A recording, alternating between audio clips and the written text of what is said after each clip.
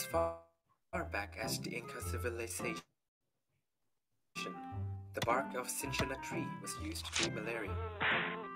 In 1934, from this ancient compound from the cinchona tree, a new drug was developed, chloroquine, and a decade later, the closely related hydroxychloroquine came into existence. These drugs have been used for malaria prevention and treatment, and in the treatment of conditions like rheumatoid arthritis for over 60 years. During this time, over 5 billion treatment courses have been given. The widespread use was in part due to the excellent safety and tolerability of these drugs. The emergence of COVID-19 led to the search for drugs for prevention and treatment. Experiments showed that the chloroquine and hydroxychloroquine have antiviral effects against the virus which causes COVID-19 and protects cells Recording from in infection. progress. When these drugs were tested in clinical trials in sick, hospitalized patients, they were unsuccessful in the treatment of COVID-19. But why? And the same is true with infections. So, we still need to study these drugs for prevention in large, high-quality clinical trials. Let's find out together!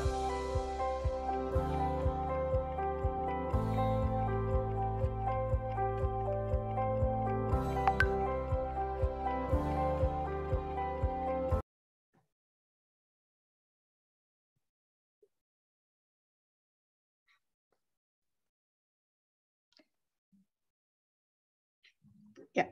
Assalamualaikum warahmatullahi wabarakatuh.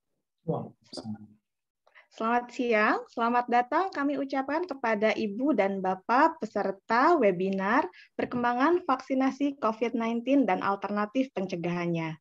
Acara ini diselenggarakan oleh Pusat Kedokteran Tropis Fakultas Kedokteran, Kesehatan Masyarakat, dan Keperawatan Universitas Gadjah Mada, bekerjasama dengan keluarga alumni Universitas Gadjah Mada atau Kagama. Acara ini turut didukung oleh Mahidol Oxford Tropical Medicine Research Unit atau MORU, ELCRU, Oxford University, Mahidol University, dan Wellcome Trust. Pertama-tama, izinkan saya untuk menyapa dulu Bapak Ibu yang ada di sini. Yang pertama, yang terhormat Dr. Riris Andono Ahmad, MPH, PhD, atau kita biasa sapa Pak Doni, selaku Direktur Pusat Kedokteran Tropis. Halo Bapak. Selamat siang Mbak Amel, apa kabar? Halo, baik Pak. Kemudian yang kedua, yang terhormat Dr. Yandri Wijayanti Subronto, PhD, SPPD, KPTI, Finasim, selaku Ketua Pokja HIP, Pusat Kedokteran Tropis, dan beliau juga yang akan menjadi moderator pada siang hari ini. Halo dokter, selamat siang. Selamat siang. Halo. Kemudian yang ketiga, kita ingin menyapa dulu yang terhormat Bapak dan Ibu narasumber. Yang pertama, Dr. Nurrahmi Ananda, SPPD, KP Finasim, atau biasa kita panggil Dr. Nanda. Halo, selamat siang Dr. Nanda. Selamat siang, Mbak Amel. Kemudian yang kedua, Dr. Desinta Putri Mulia, MSc, SPPD, KI, atau kita biasa sapa Dr. Dea. Halo dokter. Selamat siang. Kemudian yang ketiga ada Dr. Anggoro Budi Hartopo, PhD, SPPD, SPJP. Halo siang dokter. Selamat siang semua. Nah, dan tak lupa saya menyapa juga teman-teman panitia yang sudah bekerja keras dari kemarin, teman-teman supporting staff dan peneliti Pusat Kedokteran Tropis, dan Ibu Bapak peserta webinar siang hari ini. Semoga Ibu dan Bapak semuanya dalam keadaan sehat. Sudah makan siang semua, nggih? Atau ada yang belum? Mudah-mudahan meskipun sudah makan siang tidak mengantuk, atau yang belum makan siang tetap semangat. Perkenalkan, saya Amelia, saya yang akan memandu acara webinar hari ini. Ibu dan Bapak sekalian, pandemi COVID-19 sudah berlangsung hampir 2 tahun di negara kita. Pemerintah sudah mengupayakan pencegahan COVID-19, salah satu yang sudah dikembangkan Januari di tahun ini. Namun ternyata per hari ini baru 65% target populasi yang mendapatkan vaksin pertama, artinya perjalanan masih begitu panjang.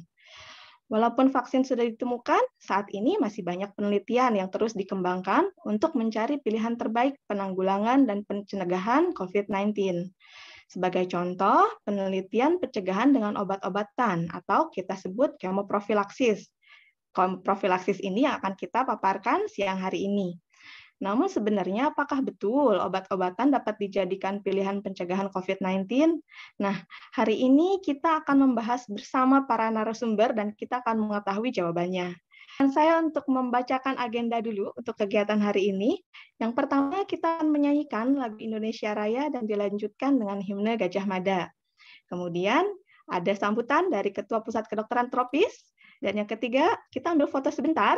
Kemudian yang keempat, ada materi yang akan dilanjutkan dengan tanya jawab di akhir sesi bersama narasumber dengan Dr. Nanda yang akan membawakan materi update COVID-19 di Indonesia. Kemudian materi dengan Dr. Dea mengenai vaksinasi COVID-19 dan dengan Dr. Anggoro dengan materi pencegahan COVID-19 dengan obat. Dan terakhir penutup. Ibu dan Bapak sekalian, pada layar kita akan melihat mengenai tata tertib webinar hari ini. Boleh saya bacakan sebentar ya. Untuk yang pertama, peserta wajib menggunakan nama asli disertai nama kabupaten domisili. Contohnya Andi _ Sleman DIY. Penggunaan nama asli ini cukup penting ketika Ibu dan Bapak akan mengajukan pertanyaan. Kemudian, kedua, peserta memastikan audio dalam kondisi mute apabila belum dipersilakan berbicara. Yang ketiga, saat pemutaran video lagu Indonesia Raya dan himne Gajah Mada, peserta diharapkan tetap duduk dengan posisi tegak menghadap layar, mendengarkan pemutaran lagu.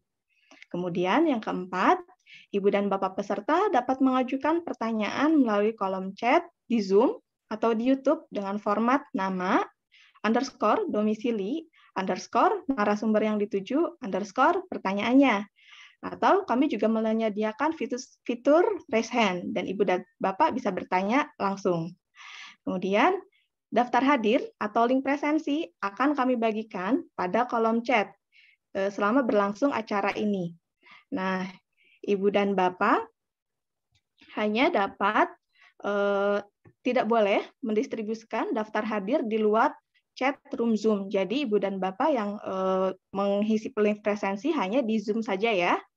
Kemudian ini agak panjang tata tertibnya. Yang selanjutnya, panitia menggunakan sertiva.id untuk e-sertifikat, sehingga Ibu dan Bapak harus memastikan email yang digunakan betul. E-sertifikat akan otomatis masuk ke inbox atau spam atau promosi dari email Ibu dan Bapak. Gunakan kata kunci Sertiva untuk mencari e-sertifikat di email Ibu dan Bapak. Sertifikat hanya akan diberikan bagi peserta Zoom yang mengisi dengan lengkap form presensi dan mengikuti webinar sampai dengan selesai. Kemudian, apabila sudah mengisi form presensi namun belum mendapatkan e-sertifikat dalam waktu 2 minggu atau 14 kali 24 jam, Ibu dan Bapak bisa menghubungi email melalui center.tropmed.fkkmk@ugm.si.id. Nah, kemudian untuk presensi sendiri kami tunggu selambatnya hari ini sampai jam 23.59 waktu Indonesia Barat. Demikian tata tertib untuk webinar hari ini. Selanjutnya kita beranjak ke acara pertama, yaitu kita mari bersama-sama menyanyikan lagu Indonesia Raya dan dilanjutkan himne Gajah Mada. Ibu dan Bapak silakan dapat mengambil posisi duduk tegak untuk bersama-sama menyanyikan lagu Indonesia Raya.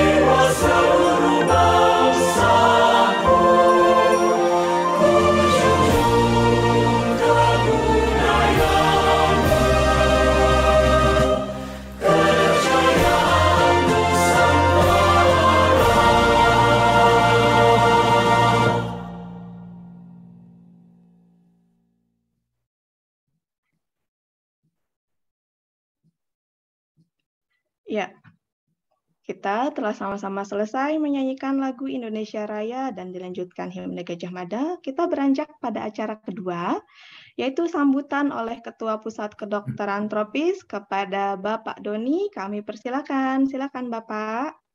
Terima kasih Mbak Amel. Selamat siang Bapak Ibu sekalian. Assalamualaikum warahmatullahi wabarakatuh. Salam sejahtera, Om Swastiastu, Namo Buddhaya, Salam Kebajikan, Salam. Sebuah kesempatan yang berbahagia bagi saya untuk bisa mengajak Bapak Ibu sekalian untuk mendiskusikan berbagai macam pencapaian situasi yang sudah kita capai terkait dengan pandemi COVID-19 ini. Kita tahu pandemi sudah cukup lama, hampir 2 tahun, dan kita sudah berhasil melewati gelombang kedua. Dan kita dalam periode yang relatif aman pada saat ini, relatif tenang dengan penularan yang sangat minimal. Tetapi kita juga tahu bahwa di belahan dunia sana, di Eropa saat ini sedang terjadi gelombang keempat bahkan.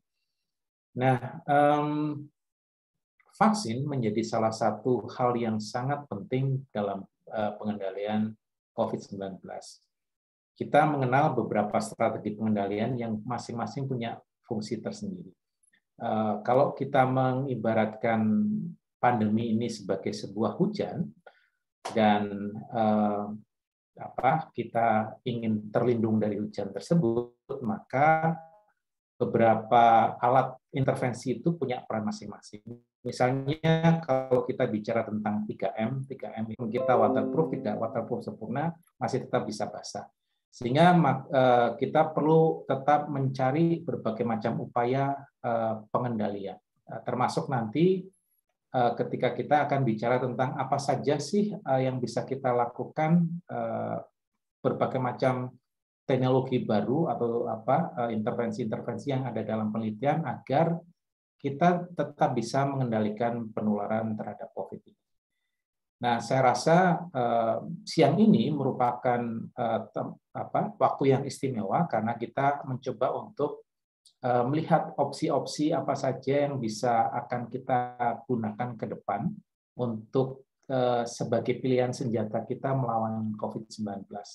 Dan sangat mungkin kita akan menghadapi pandemi ini dalam waktu yang cukup lama, tidak hanya setahun 2 tahun ini, tetapi mungkin bahkan Pak Menteri Kesehatan mengatakan pernah kita bisa akan berhadapan dengan pandemi ini sampai 10 tahun ke depan.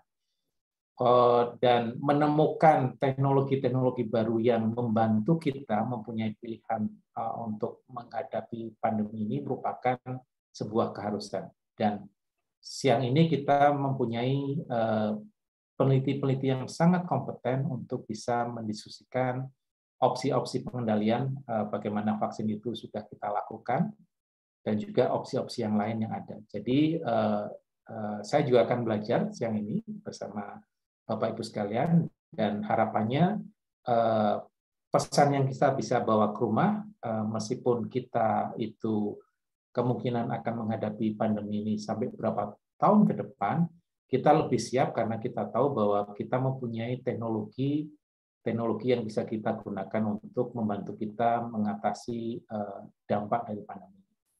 Terima kasih atas waktunya dan saya ucapkan selamat kepada para narasumber. Terima kasih sudah bersedia untuk mengisi diskusi siang ini dan harapannya setelah dari diskusi ini kita bisa lebih confident untuk menghadapi COVID ke depan. Terima kasih Mbak Amel. Wassalamualaikum warahmatullahi wabarakatuh. Waalaikumsalam warahmatullahi wabarakatuh. Terima kasih Pak Doni sudah berkenan memberikan sambutan yang menganalogikan tadi pandemi itu seperti air hujan. Kemudian selanjutnya kita akan ke acara selanjutnya, tapi ini saya melihat Bapak Ibu peserta ini semangat sekali dari Indonesia, dari belahan pulau-pulau banyak sekali. Tadi saya melihat dari Toba, dari Bengkulu, dari Sulawesi Selatan, dari Makassar. Bolehkah saya meminta Ibu dan Bapak menyalakan kamera dulu sebentar? Kita abadikan dulu. Kita foto sebentar. Boleh dinyalakan kameranya dulu, Ibu dan Bapak? Saya ingin melihat wajah-wajah Ibu dan Bapak yang sangat antusias dari berbagai daerah di Indonesia. Boleh sebentar kita nyalakan kamera ya. Masih ada yang connect.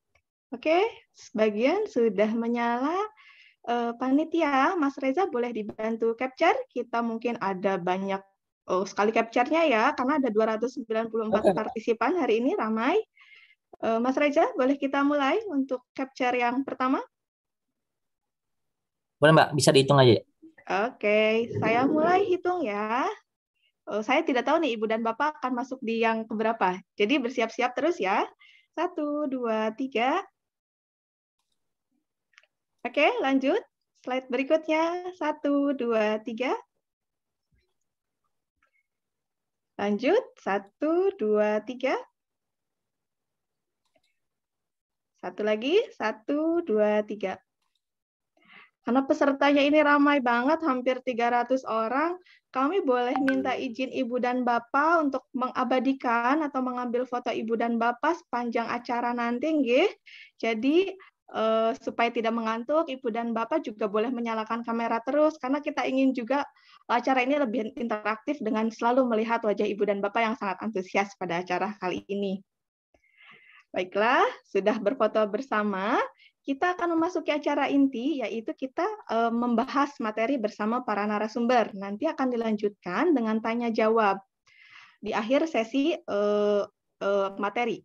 Nah, acara diskusi ini tidak akan saya pandu sendiri, melainkan akan dipandu oleh moderator hari ini, Dr. Yandri Wijayanti. Nah, kita akan melihat sedikit profil mengenai Dr. Yandri Wijayanti Subronto, PhD, SPPD, KPTI, Finasim. Dr. Yandri ini merupakan salah satu ketua Pokja di Pusat Kedokteran Tropis. Tadi sebelumnya saya sudah membacakan. Kemudian beliau juga merupakan ahli pada penyakit dalam, terutama infeksi dan penyakit menular. Halo, Dr. Yandri.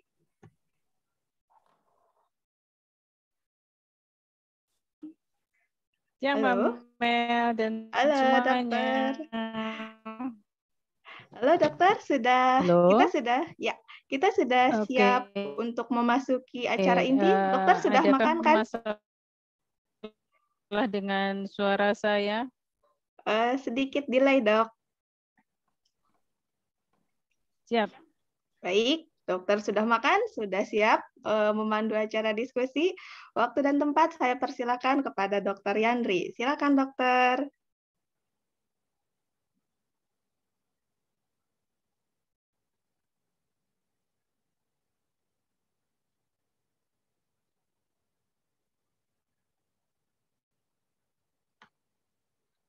Mohon maaf, terlempar. Sudah join lagi, Dok? Iya, ya. Betul, Mas Komo tadi sudah ini. Agnesmonya terlempar sebentar. Oke. Saya langsung mulai. Baik, silakan. Siap. Silakan dokter untuk dimulai acara saya materinya. Tidak mendengar apapun sekarang ya. Halo Mbak Amel. Oke, halo dokter. Teman-teman semuanya. Halo, suara saya kenapa? Halo. What happened? Suara saya nggak muncul kah? Sudah terdengar jelas, Dok. Oke, ya. Selamat siang semuanya, teman-teman semuanya. Ini adalah kenapa saya tidak masuk ke teknik, karena kalau ada kesalahan adalah gangguan teknik, bukan gangguan kesehatan kayak gitu ya, bukan gangguan kedokteran. Oke, sebagai pembuka, saya Yandri, saya membantu Dokter Doni, Dokter Iris itu di Pusat Kedokteran Tropis. Nah, tapi untuk siang hari ini saya akan mengantarkan adik-adik saya semuanya untuk tampil. Dan sekarang karena kita berada dalam badai pandemi, tetap saja masih kita berbicara tentang pandemi, sedikit untuk mengingatkan berbagai macam pencegahan. Mas Doni tadi sudah menyampaikan hal yang sangat analogi, yang sangat menyenangkan kayak gitu ya. Ada hujan, kalau terlalu deras ya sudah kita di rumah. Kalau masih ada rintik, mungkin kita bisa pakai payung. Tambah sedikit lagi kita tambahin mantol, pakai boots dan sebagainya. Nah, analogi untuk siang hari ini adalah seperti itu. Kita berhadapan masih dengan pandemi. Nah, nanti Yang pertama Dr. Nur Rahmi Ananda, adik saya ini atau anak saya lah mungkin ya. Nanda bisa tampil. Nanti akan Dr. Nanda akan membicarakan tentang mengingatkan kita terhadap pencegahan mungkin yang M pertama atau M keberapa lah nanti ya Dr. Nanda. Baru nanti Dr. Dea yang ini ahlinya vaksin nih. Anak saya yang dulu saya bawa ke Australia, nanti akan membicarakan vaksin yang terakhir ini ada apa aja sih vaksin ini yang ada dan sebagainya. Dan yang terakhir adalah sesuatu yang mungkin baru buat teman-teman semuanya di sini adalah apa yang disebut sebagai kemoprofilaksis atau pencegahan dengan menggunakan obat-obatan. Nah itu nanti saya simpan dan akan disampaikan oleh adik saya, Dr. Anggoro, yang lagi satu-satunya untuk siang hari ini. Oke, baik. Langsung sama Dr. Nur Rahmi Ananda. Dr. Nanda sudah siap? Silahkan share screen langsung dan memperkenalkan diri. Dr. Nur Rahmi Ananda adalah salah satu spesialis penyakit dalam dan beliau adalah konsultan paru. Maka di belakangnya adalah KP. Kalau kami ada KPTI gitu. Nanti Dr. Dea beda lagi.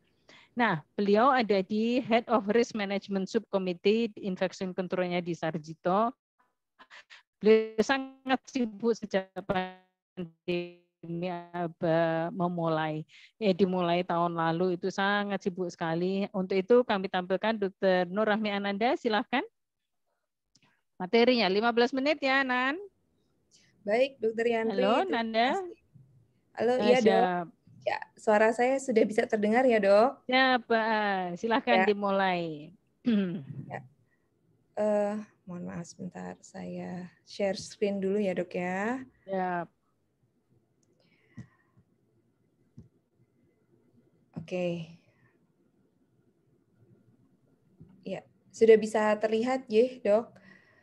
Ya, terima kasih sekali Dr. Yandri waktunya dan sudah mengajak saya pada acara yang terhormat ini. Dr. Yandri, beliau guru dan mentor saya yang luar biasa. Selamat siang Bapak Ibu semua. Senang sekali bisa berjumpa pada acara siang hari ini. Siang hari ini saya diminta untuk menyampaikan mengenai update COVID-19 di Indonesia. Beberapa yang akan saya sampaikan, yang pertama mengenai situasi COVID di dunia dan di Indonesia, kemudian mengingatkan kembali bagaimana transmisi COVID-19, bagaimana terkait dengan varian-varian baru, kemudian apa yang bisa dilakukan untuk mencegah infeksi. Nah, untuk yang pertama, situasi COVID-19 di dunia. Ya, seperti Bapak Ibu sudah mengetahui bahwa saat ini di dunia, terutama di Eropa dan di Amerika, mereka sedang menghadapi gelombang keempat ya. Kalau dilihat dari grafiknya, 1, 2, 3, 4, gelombang keempat. Dan ini kalau dilihat dari grafik ini angkanya masih naik. Nah, di Indonesia sendiri kita kalau dibandingkan dengan grafiknya dunia, ini yang di sini yang merah ini adalah grafiknya dunia, kemudian yang ungu ini adalah grafiknya Indonesia. Tren kita itu selalu mengikuti sekitar 1 sampai 2 bulannya ya. Jadi ketika dunia mulai gelombang kedua, kita baru kelihatan nih gelombang pertama setelah 1 sampai 2 bulannya. Kemudian ini gelombang ketiga, kita masuk gelombang kedua yang sangat luar biasa kemarin ya, Bapak Ibu semua, saya yakin kita semua merasakan impact-nya, dampaknya dari bulan Juli, Agustus kemarin ya. Kemudian alhamdulillah kita sekarang seperti tadi Dr. Doni sampaikan bahwa kita saat ini level yang tenang. Tetapi seperti yang juga diberitakan bahwa akan prediksinya karena ini Eropa atau dunia ini mulai gelombang keempat, nah ini ditakutkan pada akhir-akhir Desember atau Januari bertepatan dengan libur ya, khawatirnya prokesnya longgar lagi, kemudian semoga tidak terjadi gelombang berikutnya di Indonesia. Nah, sampai saat ini 4.253 kasus terkonfirmasi COVID di Indonesia dengan kematian 143.000 ya. Kemudian target untuk fully vaccinated, jadi vaksinasi COVID di Indonesia ternyata capaiannya masih 32,97%. Ini untuk yang full vaksin, jadi masih sangat rendah. Ini update dari data Kementerian Kesehatan saya ambil 2 hari yang lalu.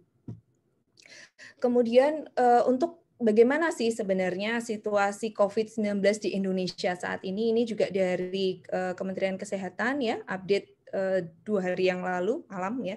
Jadi kalau kita mengukur seberapa besar asesmen situasi COVID di Indonesia, kan Bapak Ibu sering mendengar level 1, 2, 3, 4. Sebenarnya level itu adalah level situasi di mana level-level itu yang akan menentukan kebijakan di suatu daerah. Jadi kalau misalnya seperti yang Juli Agustus lalu itu mungkin kita level 4, jadi semua shutdown gitu ya, semua tidak boleh betul-betul tarik rem darurat gitu. Nah, kalau sekarang ini kita berada di level 2. Ini adalah kenapa kok bisa didapatkan level 2? Karena kita melihat tingkat transmisi. Untuk COVID ini ada 7 tingkat transmisi. Yang pertama, tidak ada kasus sama sekali. Yang kedua adalah kasus impor atau kasusnya sporadis, bisa diidentifikasi satu-satu gitu ya. Kemudian yang ketiga adalah kasus klaster, di mana sudah terjadi penularan di suatu kelompok, tetapi kelompok itu masih bisa teridentifikasi itu klaster. Kemudian yang selanjutnya adalah transmisi komunitas ya, atau tingkat transmisi komunitas. Transmisi komunitas itu dibagi menjadi 4, 1, 2, 3, 4. Nah, situasi di Indonesia itu saat ini berdasarkan kasus terkonfirmasi per 100.000 penduduk, kita masuk di CT1 atau community level, tingkat transmisi komunitas level 1. Ketika membandingkan dengan Juli, Agustus kemarin, kita masuk di 3 atau 4, jadi sangat tinggi. Angka kasus terkonfirmasi tinggi, angka rawat inap di rumah sakit tinggi, bahkan angka kematian tinggi. Ini kita memang sedang di situasi yang tenang ya, tetapi kita masih tetap di level penularan komunitas. Kemudian untuk kapasitas respon, tadi yang disebutkan Dr. Doni tadi, 3T, testing, tracing, and treatment, itu masih dinilai memadai ya. Jadi testingnya juga cukup baik, kemudian tracingnya sedang sebenarnya ya, kemudian treatment memadai. Tapi artinya ketika itu dilihat dalam tabel, ditabulisasikan, kita ada di level 2, di mana sudah mulai untuk elemen-elemen penting seperti pendidikan, anak-anak sekolah sudah mulai masuk walaupun terbatas ya. Sedangkan untuk vaksinasi itu ini yang tercatat adalah vaksinasi pertama ya 64,56%, sedangkan pada lansia itu 50,62%. Kalau data yang tadi 30 adalah yang fully vaccinated. Jadi kebanyakan ternyata masih ada yang skip vaksin kedua ya. Nah, mengingatkan kembali, apakah ketika situasi tenang kemudian kita melupakan precaution? Tentunya tidak, karena seperti yang diprediksikan semoga tidak terjadi Desember kita tidak usah ada peningkatan gitu ya. Tetapi mengingatkan kembali bahwa transmisi COVID dari awal pandemi sampai sekarang itu tidak ada perubahan atau tidak ada hal yang baru. Jadi transmisinya masih person to person ya, kemudian melalui droplet, berbicara langsung dengan orang yang terkonfirmasi COVID ya, kemudian orang itu akan mengeluarkan droplet yang ukurannya lebih dari 5 mikron. Ketika ukurannya kecil ini disebut aerosol, yang ini bisa terbang di bawah udara ya, dan bisa stay atau bisa tinggal di suatu ruangan. Dan ketika dihirup oleh orang yang berada di dekatnya, maka orang itu akan bisa tertular. Itu transmisi utama, melalui transmisi langsung. Kemudian yang kedua, melalui indirect contact. Ketika droplet ini jatuh ke sebuah benda, kemudian disentuh, kemudian orang itu melewati atau menyentuh mukosa, membran mukosa langsung seperti hidung, mata, dan mulut, maka akan bisa juga meningkatkan risiko penularan ya. Jadi sampai saat ini memang melalui inhalasi, deposisi, dan atau sentuhan langsung membran mukosa. Nah, risiko infeksi SARS-CoV-2 ini bervariasi. Yang pertama adalah tergantung jumlah virus, ya, terutama konsentrasi virus di udara, viabilitas, dan virulensi virus. Dan risiko infeksi ini akan meningkat pada kondisi ruangan tertutup, ventilasi buruk, tidak ada pertukaran udara, ruangan ber-AC biasanya ya, tanpa pengaturan tata udara, maka akan meningkatkan risiko terinfeksinya. Kemudian yang kedua, peningkatan ekshalasi ya, pada misalnya situasi tertutup di gym gitu, orang pada olahraga semua tetapi tidak jaga jarak ya, olahraga buka masker biasanya ya, itu akan meningkatkan risikonya. Kemudian lama paparan juga berpengaruh. Minimal 15 menit. Ya, kemudian COVID ini kenapa kok bisa menyebar begitu cepat karena individu yang asimptomatik atau presimptomatik sebelum individu itu mengalami gejala, maka sudah dapat menularkan SARS-CoV-2. Dan penularan dari individu sebelum dia merasakan gejala itu ternyata mendominasi presentasi transmisinya. Dan ternyata jumlah virus di saluran nafas itu paling tinggi pada 1 minggu pertama setelah terinfeksi, di mana bisa jadi orang itu belum bergejala, jadi masih merasa sehat. Itulah sebabnya masker itu perlu untuk dipakai baik mereka yang sehat maupun yang sakit. Nah, sebenarnya seberapa besar sih tingkat penularan SARS-CoV-2? Ini ada penelitian ya di Cina dan di Eropa dan Amerika mengenali angka R0. Angka R0 itu adalah angka di mana kira-kira 1 orang yang sakit COVID itu bisa menularkan ke berapa orang. Di Cina itu angka R0 ini penelitian Maret 2020, kemudian yang ini adalah data sampai Maret 2021. Angka R0-nya adalah 5,7, artinya 1 orang itu bisa menularkan ke 5 sampai 6 orang yang sehat gitu ya. Kemudian di Eropa dan di Amerika juga angkanya sama, bervariasi yang mendekati 4. Di awal-awal pandemi dulu sebenarnya ketika virus pertama kali itu ada dan kemudian dilakukan penelitian mengenai mencari angka R0, waktu itu sebenarnya tingkat penularannya atau R0-nya adalah 2,5 atau sekitar 1 orang COVID bisa menularkan ke 2 sampai 3 orang sehat. Tetapi karena mutasi ya, karena varian-varian baru, ini R0-nya menjadi naik. Nah, mengingatkan kembali bagaimana seseorang itu bisa terinfeksi atau proses infeksi SARS-CoV-2 itu bagaimana. Virus dia akan bisa menginfeksi kalau dia ketemu dengan reseptor yang cocok atau ACE2.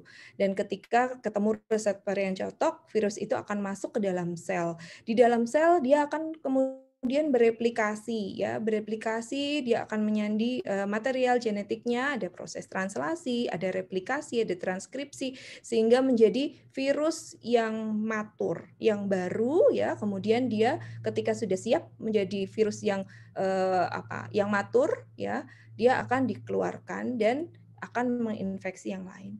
Di sini yang ingin saya sampaikan adalah ketika terjadi proses replikasi virus, ini ada penyandian rantai-rantai DNA dan setiap penyandian rantai-rantai DNA kalau misalnya sangat banyak gitu ya, itu memungkinkan untuk terjadinya perubahan. Ya, pembacaan yang salah itu sangat mungkin sehingga itulah yang menjadi dasar kenapa kok ada varian-varian baru. Ya. Kemudian ketika virus itu menginfeksi sel, kemudian mengaktifkan sistem imun, akan terjadi reaksi inflamasi atau reaksi radang yang luar biasa. Bisa kita biasa mengenal dengan overproduction sitokin atau badai sitokin, yang itu bisa mengenai seluruh organ tubuh. Paru, jantung, ginjal, hati, dan juga saluran cerna. Nah, itu tadi, semakin banyak virus itu mengalami kesempatan untuk bereplikasi, maka secara alamiah virus itu akan terus mengalami perubahan atau mengalami kesempatan untuk mengalami mutasi. Dan secara alamiah varian baru itu akan terus muncul dan kemudian hilang. Nah, beberapa varian akan terus menetap, tetapi yang perlu diperhatikan adalah beberapa varian yang dikelompokkan oleh WHO menjadi varian of concern adalah varian-varian yang kemudian disinyalir varian itu sangat menular lebih cepat, kemudian dia menyebabkan infeksi yang lebih berat atau berpotensi mempengaruhi terapi atau kekebalan terhadap vaksin yang sudah ada ya. Jadi kalau gambarannya satu virus kemudian bereplikasi, maka akan semakin banyak virus itu bereplikasi, kesempatan untuk terjadinya mutasi itu menjadi semakin tinggi. Nah, terakhir dari WHO ada varian of concern, itu tadi 4 varian yang masih masuk dalam golongan varian of concern, yaitu mereka yang disinyalir mengalami menyebarnya lebih cepat, memiliki kemampuan menginfeksi menjadi infeksi yang lebih berat, kemudian satu lagi ditakutkan mempengaruhi terapi atau mempengaruhi efektivitas vaksin, itu ada 4. Alfa penamaannya sudah disederhanakan dengan alfabet Yunani, alfa, beta, gamma, dan Delta. Ya, ini yang terakhir Delta. Dan kemudian virus-virus ini termasuk Delta itu juga mempunyai subvarian gitu. Karena perubahan rantai genetiknya, dia mempunyai beberapa subvarian. Nah, di samping variant of concern, ada juga variant of interest. Variant of interest itu kalau di level yaitu masih di bawahnya variant of concern. Jadi pada varian-varian ini disinyalir ada perubahan genetik yang berpotensi untuk menjadi variant of concern. Sampai data tadi malam di WHO masih ada 2 nih VOI-nya itu lambda dan mu ya. Kemudian untuk beberapa varian juga under monitoring ya, ada theta, ada gamma, ada kappa gitu, ada eta gitu ya. Nah, 2 menit lagi. Baik, dokter, 2 slide terakhir. Nah, untuk pencegahan infeksi, apa saja yang bisa kita lakukan dengan banyaknya varian? Yang pertama, avoid the 3 Cs, hindari 3C. Yang pertama, crowded places. Yang kedua, close contact setting, kita hindari tempat yang sangat padat.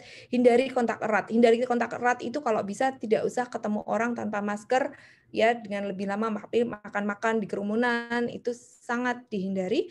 Kemudian hindari confined and enclosed spaces, dengan hindari tempat-tempat dengan ventilasi yang buruk ya. Plus ada 6 precaution. Yang pertama, jaga jarak minimal 1 meter, kemudian selalu cuci tangan, terapkan etika batuk, gunakan masker, buka jendela, kemudian vaksinasi.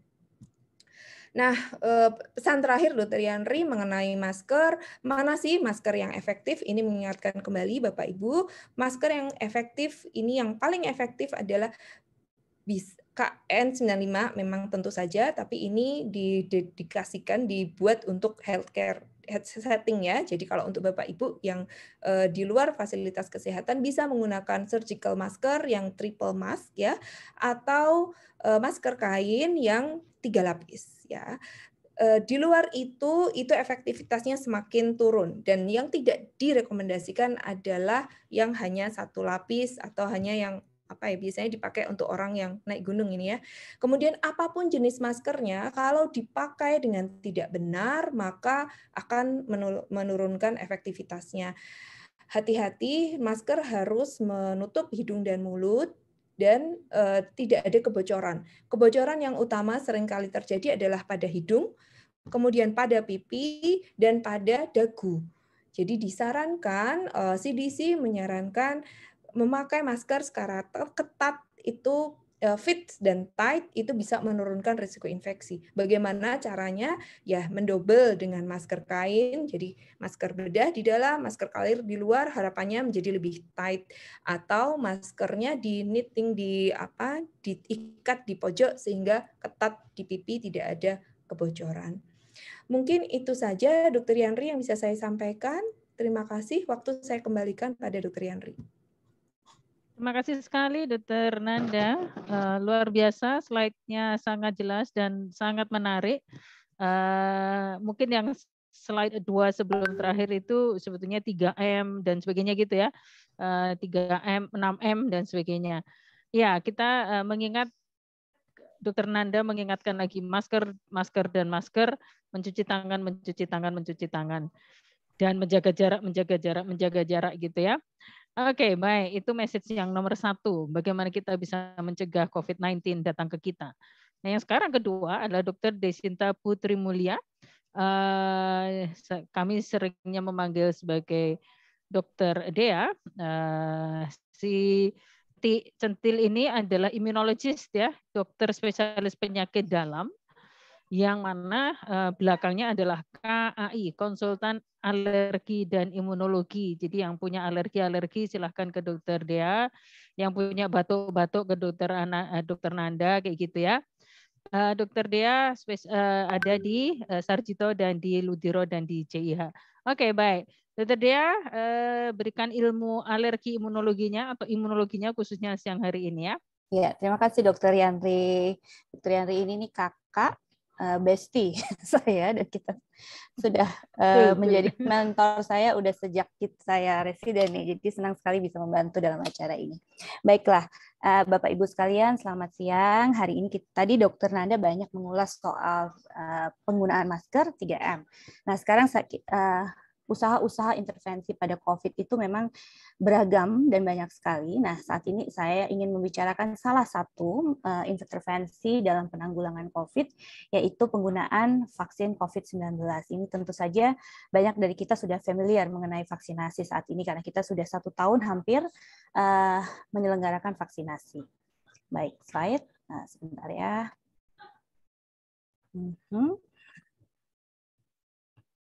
Oke. Nah, tadi Dr. Nanda banyak membicarakan mengenai situasi COVID-19. Jadi kita tahu bahwa pandemi COVID itu sebetulnya sudah mulai dari bulan Maret, Januari 2020 dinyatakan sebagai global emergency. Maret kemudian kita pandemi dunia, hingga saat ini kita masih menemukan kasus COVID di mana saja. Lalu kemudian tadi Dr. Nanda sudah banyak berbicara bahwa semua negara terdampak, semua negara ditemukan kasus, ada yang pelaporannya baik, ada yang masih kurang begitu baik. Nah, ini kita juga tadi Dr. Nanda banyak membahas mengenai gelombang-gelombang untuk COVID-19 dan angka kematiannya juga meningkat sejalan dengan peningkatan kasus. Saat ini kita mengalami penurunan, tapi kita cukup harus berhati-hati terutama karena di Eropa saat ini sedang ada gelombang yang keempat tadi. Nah, sementara Indonesia dulu kemarin sekitar bulan Juli 2021 sempat menjadi negara dengan peningkatan angka COVID yang cukup tinggi, yaitu 44%. Kita berharap ini tidak terulang lagi ya. Nah, upaya-upaya kita lihat sekarang bagaimana di Yogyakarta ya. Di Yogyakarta alhamdulillah saat ini kondisi cukup baik ya, dengan kasus COVID-nya yang cukup tidak terlalu tinggi, dan kita sekarang masih masuk dalam risiko rendah untuk di Yogyakarta. Nah, bagaimana dengan vaksinasi? Tadi Dr. Nanda menyebutkan bahwa secara populasi itu memang untuk fully vaccinated, ini data saya agak sedikit telat, Oktober 2026 lalu, itu untuk yang fully itu 25. Mungkin sekarang angkanya di angka 30-40%. Jadi kita masih jauh dari target vaksinasi di Indonesia, yaitu 80% penduduk. Apalagi dengan varian Delta ini, maka itu akan menjadi 80 hingga 90% penduduk. Nanti kita akan bicarakan bagaimana kenapa cakupannya bisa segini. Nah, sekarang saya menerangkan tentang apa itu vaksinasi COVID-19. Mungkin merekap lagi tadi yang disampaikan oleh Dr. Nanda bahwa COVID-19 itu masuk melalui droplet ya ke dalam saluran nafas, kemudian dia masuk ke dalam, karena dia adalah virus yaitu yang butuh sel sebagai inangnya, dia akan masuk ke dalam sel untuk berkembang biak, tujuan utamanya. Nah, pada saat dia masuk, dia diterima oleh suatu reseptor yang kita sebut sebagai S2 reseptor. Jadi harus ada pintunya untuk masuk gitu ya. Nah, setelah masuk dia akan bereplikasi, memperbanyak diri. Nah, pada saat dia bereplikasi, tubuh kita akan mengenalinya sebagai sesuatu yang membahayakan, sehingga kemudian dimulailah usaha perlawanan. Nah, sayangnya perlawanan ini juga menimbulkan dampak ya, adanya suatu peradangan di sel-sel sehatnya. Ya, inilah yang menyebabkan suatu inflamasi atau radang di mana-mana yang kemudian akan menurunkan fungsi-fungsi dari sel-sel tubuh itu. Kalau kita bicara sel paru, berarti akan bisa terjadi suatu edem atau pembengkakan di alveolus, kemudian pasiennya akan menjadi sesak nafas, lalu ada terjadi iskemik atau kematian jaringan, dan akhirnya kematian individu itu sendiri. Nah, bagaimana cara kita memproteksi? Kalau tadi Dr. Nanda banyak membicarakan di bagian sini, mencegah supaya virus tidak masuk ke dalam tubuh kita dengan 3M tadi, penggunaan masker, menjaga jarak, kemudian mencuci tangan, itu adalah salah satu dari banyak cara untuk mencegah virus untuk masuk ke dalam tubuh. Nah, vaksin itu adalah upaya untuk mencegah virus tidak masuk ke dalam sel untuk berkembang biak, sehingga kita mengharapkan kalau kita bisa melakukan 3M yang baik, kemudian bisa melakukan pencegahan sehingga virus tidak bisa berkembang biak, maka jumlah virus itu akan sedikit dengan sendirinya karena dia tidak bisa berkembang biak. Akibatnya adalah lama-kelamaan virus ini bisa dieradikasi. Kalau nggak punya inang, dia bukan hilang. Nah, itu yang kita harapkan. Karena memang pada vaksinasi sudah terbukti beberapa penyakit bisa tereradikasi atau bisa dikendalikan dengan jumlah yang sangat sedikit. Misalnya kita bilang polio, vaksinasi polio, saat ini kita jarang sekali menemukan orang-orang dengan polio, misalnya seperti itu. Nah, apa sih sebetulnya tujuan utama dari vaksinasi? Tujuan utama vaksinasi adalah pembentukan yang kita sebut sebagai antibodi. antibodi yang spesifik terhadap virus COVID. Nah, tapi juga ada fungsi-fungsi lainnya, yaitu pembentukan respon-respon seluler ya. Jadi pembentukan pelatihan respon imun sel-sel imun lain, yaitu misalnya respon seluler dan humoralnya, ada T-sel efektor yang baik, kemudian ada memori sel yang baik. Itu adalah tujuan-tujuan dari pemberian vaksinasi. Jadi tidak hanya membentuk antibodi, tapi juga mentrain sel-sel imun lainnya menjadi lebih baik dan bisa menghadapi jika tubuh suatu ketika terpapar oleh patogen yang sama. Nah, bagaimana sebetulnya, kenapa sih vaksinasi yang kita pilih? Kita kembali dulu ke bagaimana kita mengembangkan menjaga kekebalan tubuh. Sebetulnya ada dua cara yang kita kerjakan, yaitu membentuk suatu imunitas kekebalan tubuh secara pasif atau secara aktif. Secara pasif itu adalah dengan memberikan antibodinya langsung. Misalnya ibu kepada anaknya pada saat mengandung, itu secara alami adalah pemberian antibodi secara pasif kepada anak yang dikandungnya. Atau kita memberikan produk IVIG plasma convalescence, itu salah satunya memberikan antibodi langsung kepada pasien-pasien COVID. Nah, itu adalah pasif, memberikan kekebalan secara pasif. Tapi juga ada yang kita sebut sebagai kekebalan aktif, pembentukan kekebalan secara aktif, yaitu active immunity. Yaitu tujuan utamanya adalah merangsang tubuh untuk membentuk antibodi itu sendiri. Jadi tidak diterima dari luar, tapi tubuhnya sendiri yang memproduksi. Itu bisa kita dapat secara alami dengan terinfeksi COVID, kemudian survive, ada antibodi yang terbentuk. Atau jika kita, tentu saja hal ini akan mengakibatkan suatu resiko. Bisa saja ada suatu kematian dalam proses itu, sehingga dipikirkan upaya lain. Bagaimana kita memancing tubuh membentuk suatu antibodi, tapi inangnya atau individunya tidak meninggal atau tidak mengalami komorbiditas atau penyakit COVID itu sendiri. Nah, kemudian dipikirkanlah upaya yang kita sebut sebagai vaksinasi. Jadi pada dasarnya vaksinasi adalah merangsang tubuh membentuk antibodi. Caranya merangsang adalah dengan memberikan virus atau patogen. Tentu saja kita tidak bisa memberikan virus hidup secara langsung. Itu artinya kita menginfeksi. Jadi kita harus sedikit mengupayakan, merubah struktur dari virus tersebut sehingga tidak berbahaya, tidak mampu bereplikasi di dalam tubuh, tidak mampu menginfeksi kita. Bagaimana caranya? Tadi yang kita sasar adalah memblok pintu masuk dari COVID ke dalam sel. Jadi kita memblok yang kita sebut sebagai bagian virus yang menempel ke dalam sel, yaitu kita sebut sebagai spike protein yang di sini ya. Ini anggaplah ini adalah suatu virus COVID. Nah, kita membentuk antibodi terhadap ini. Nah, bagaimana caranya? Yang pertama, kita bisa memberikan contoh spike protein ini sendiri ke dalam tubuh kita, sehingga tubuh akan membentuk antibodi terhadapnya. Atau itu yang kita sebut sebagai suatu subunit vaksin. Atau kita matikan saja semua virus ini, dia tidak mempunyai kemungkinan untuk bereplikasi, yang kita sebut, tapi dia tetap bisa merangsang antibodi yang kita sebut sebagai inactivated vaksin. Ini yang sudah beredar saat ini di Indonesia adalah Sinopharm dan Sinovac. Atau kita juga bisa memberikan materi genetik yang mensandi protein spike ini. Misalnya kita bisa berikan RNA-nya, karena COVID adalah RNA, kita bisa berikan RNA-nya. Yang saat ini beredar di Indonesia adalah Moderna dan Pfizer. Atau kita bisa bentuk RNA itu menjadi DNA dulu, lalu kemudian diberikan, karena DNA ini biasanya lebih stabil, sehingga diberikan ke tubuh. Ini yang kita sebut sebagai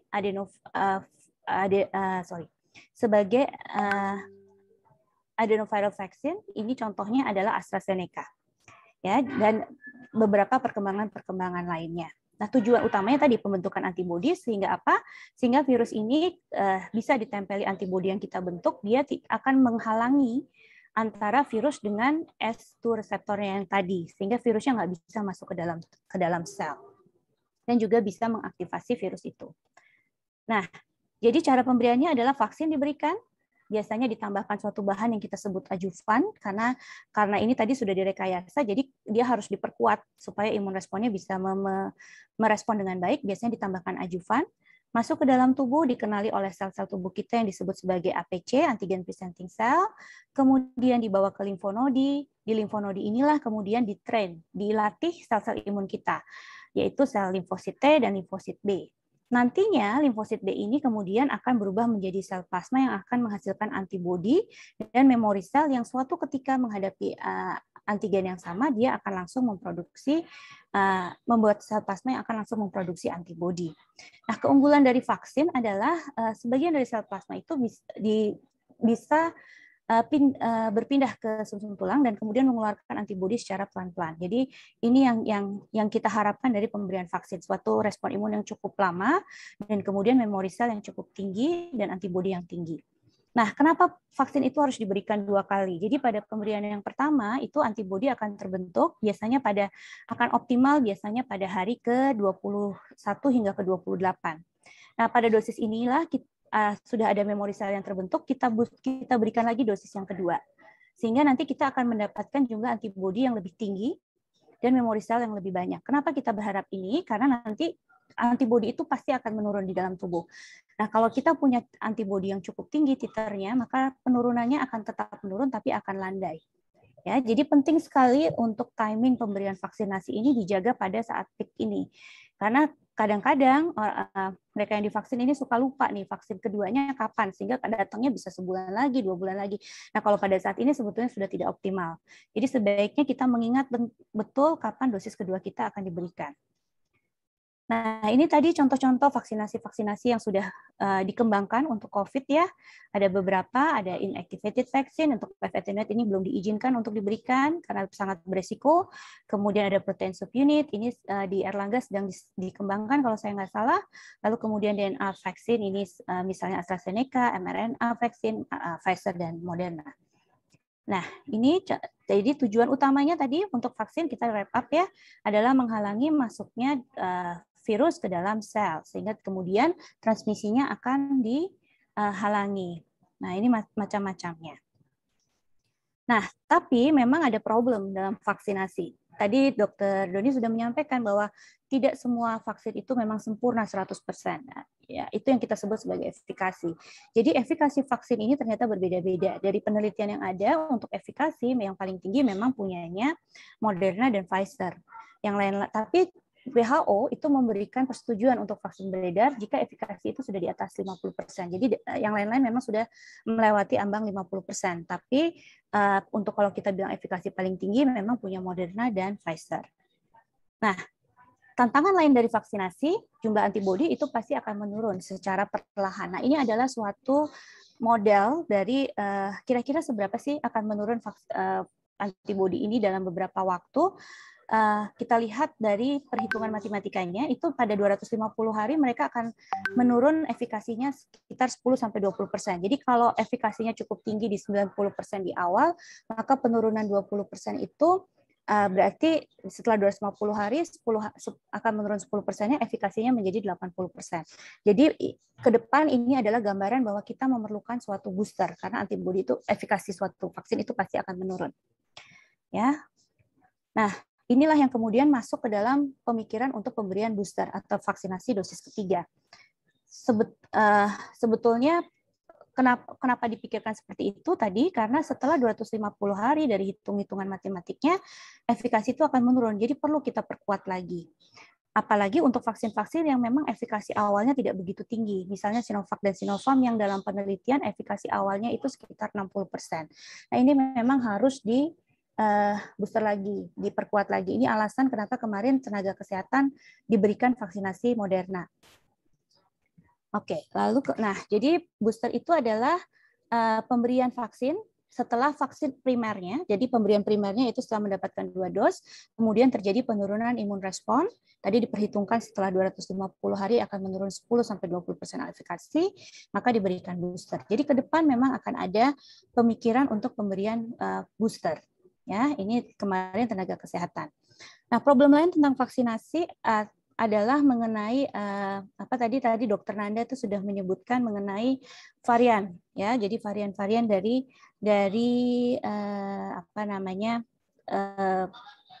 varian-varian mutasi dari COVID, ya.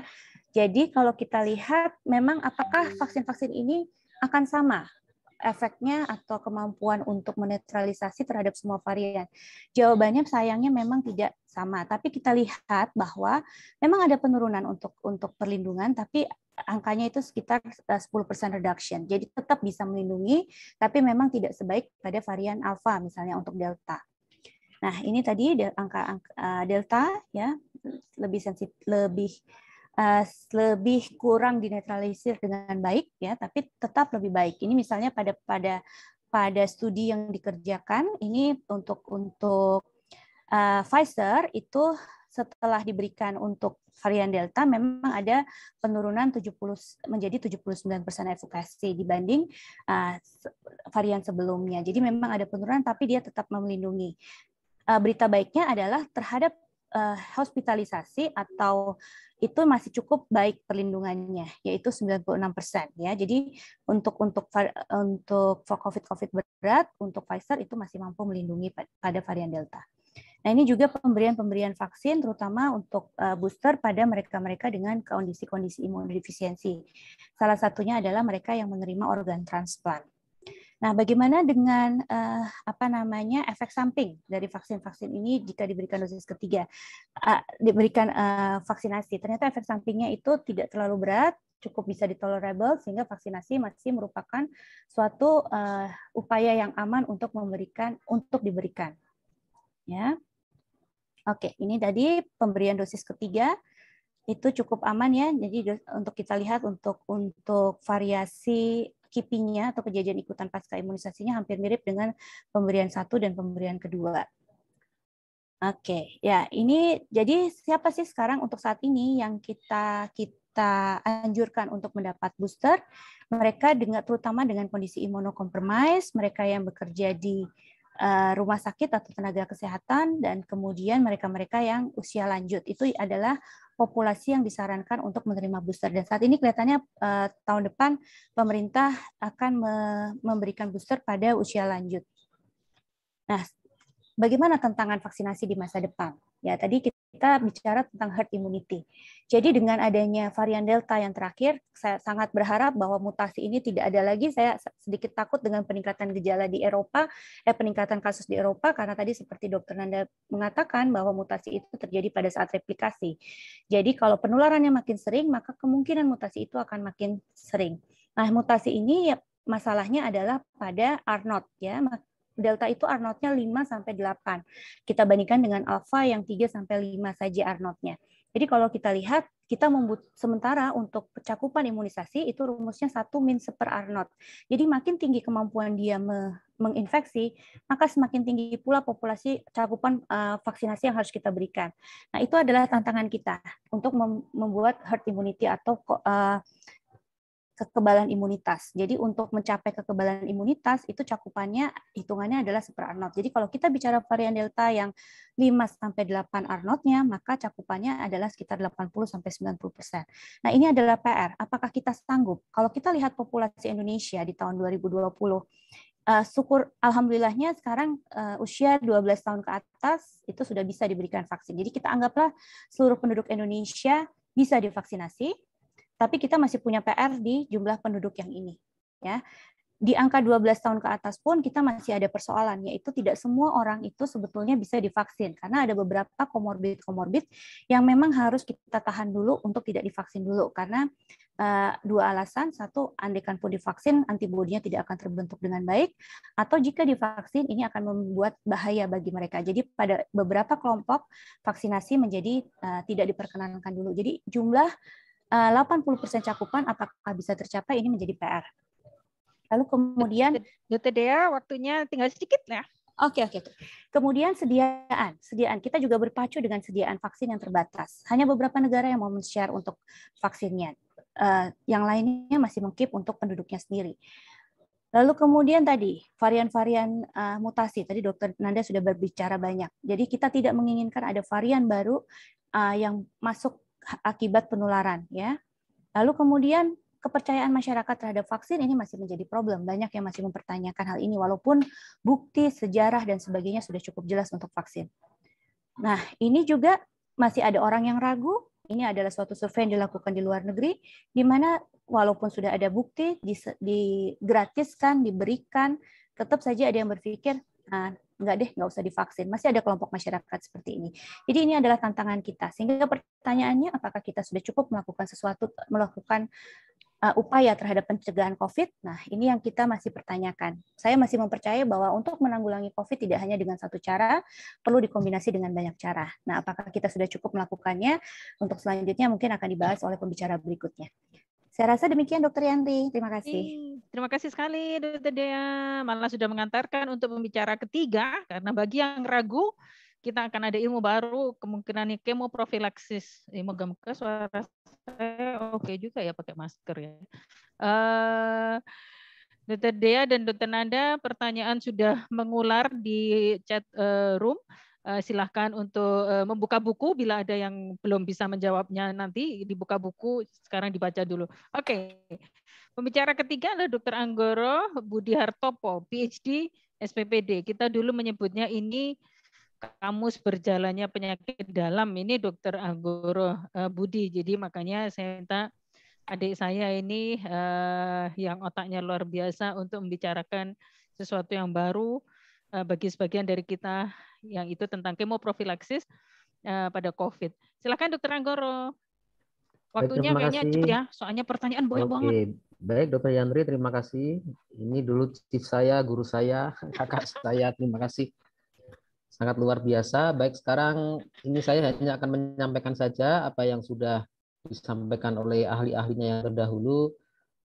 Sebenarnya saya dari internal medicine dan kardiologi, jadi mungkin tidak begitu banyak merawat pasien dengan COVID ya, kecuali tadi ada pekerjaan di rumah sakit swasta. Jadi saya turut terlibat juga dengan penyakit COVID-19, apalagi pernah anggota keluarga saya juga terkena ini klaster keluarga COVID-19.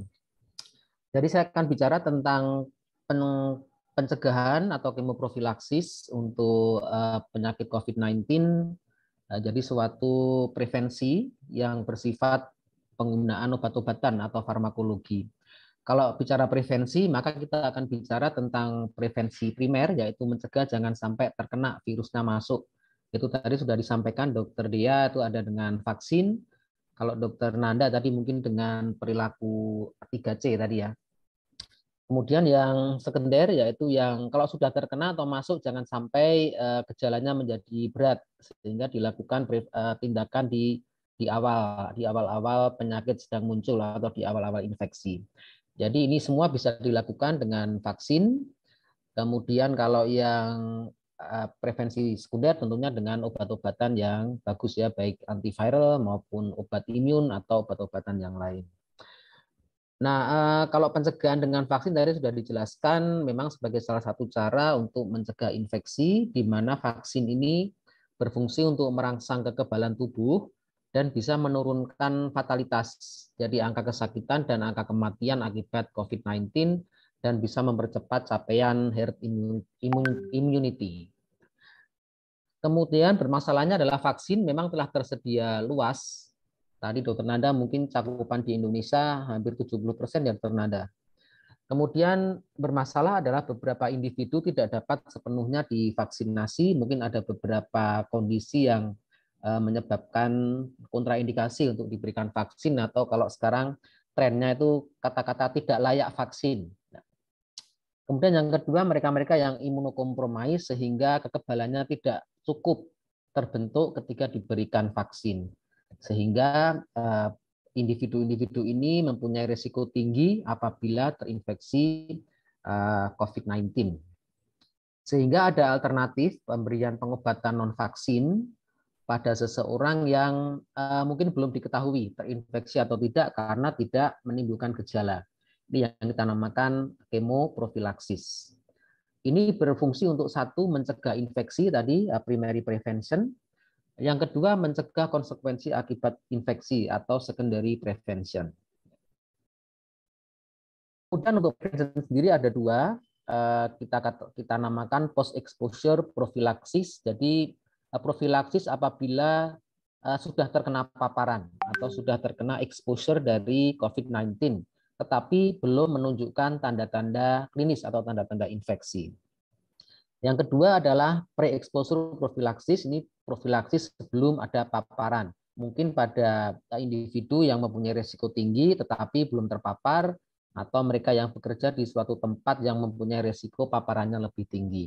Ini yang kita namakan prevensi pre-exposure. Permasalahannya adalah meskipun vaksin tetap menjadi cara paling efektif, yang pertama ketersediaan vaksin belum memadai mungkin, kemudian tadi ada beberapa individu yang tidak sepenuhnya dapat divaksinasi atau berespon baik dengan vaksinasi, sehingga individu ini berisiko tinggi apabila terkena infeksi COVID-19 akan menjadi serius.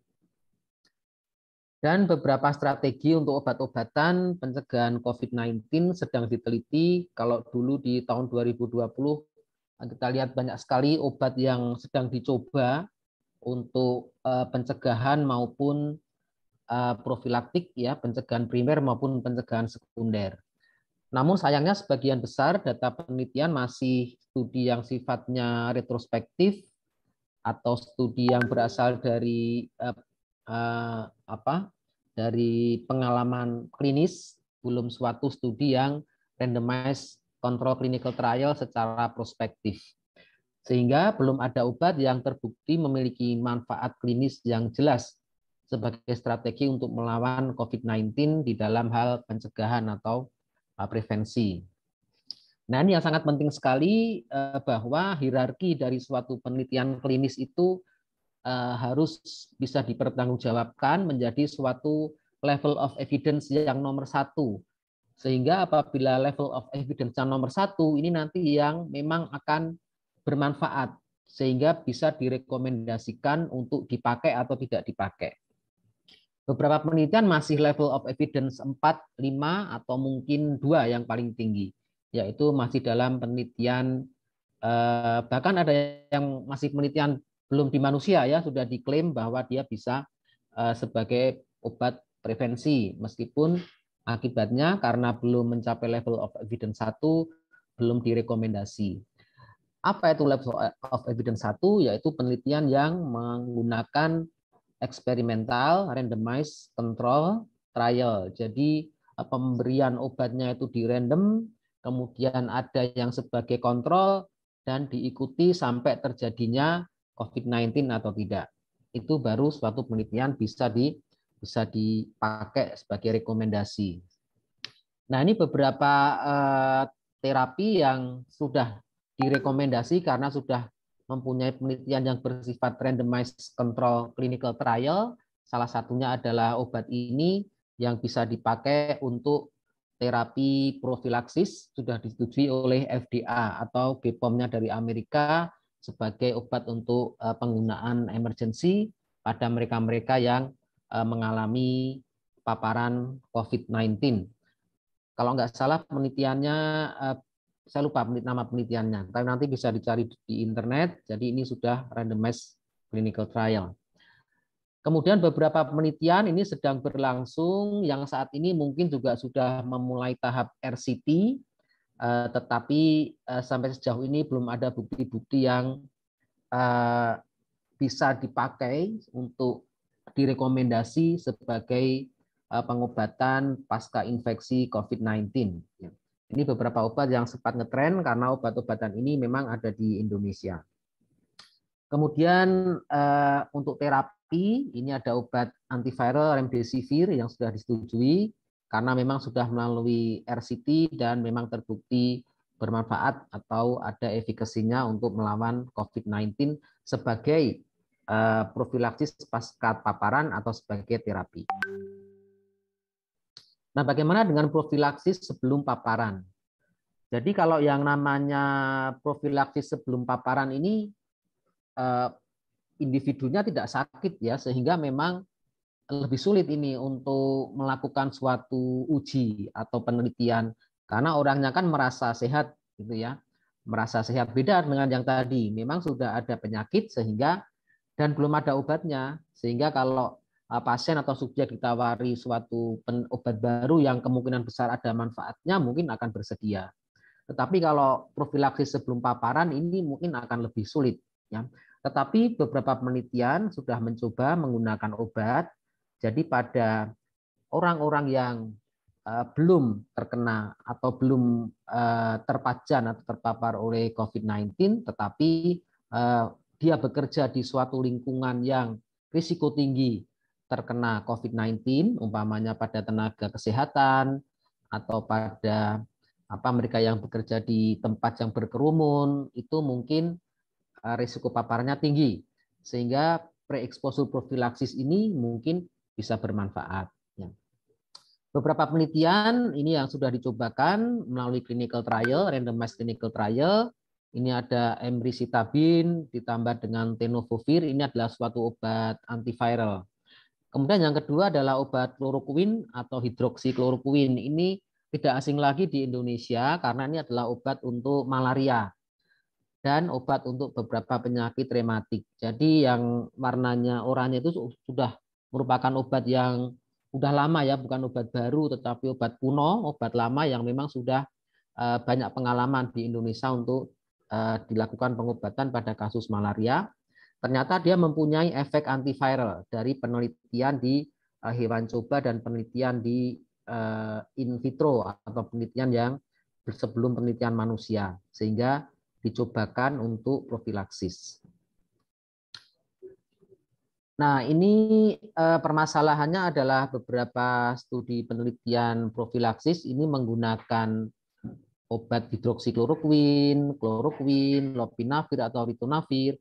Ternyata yang kita namakan underpowered. Underpowered itu adalah belum cukup kekuatan untuk menyimpulkan apakah obat-obatan ini bermanfaat secara kemoprofilaksis.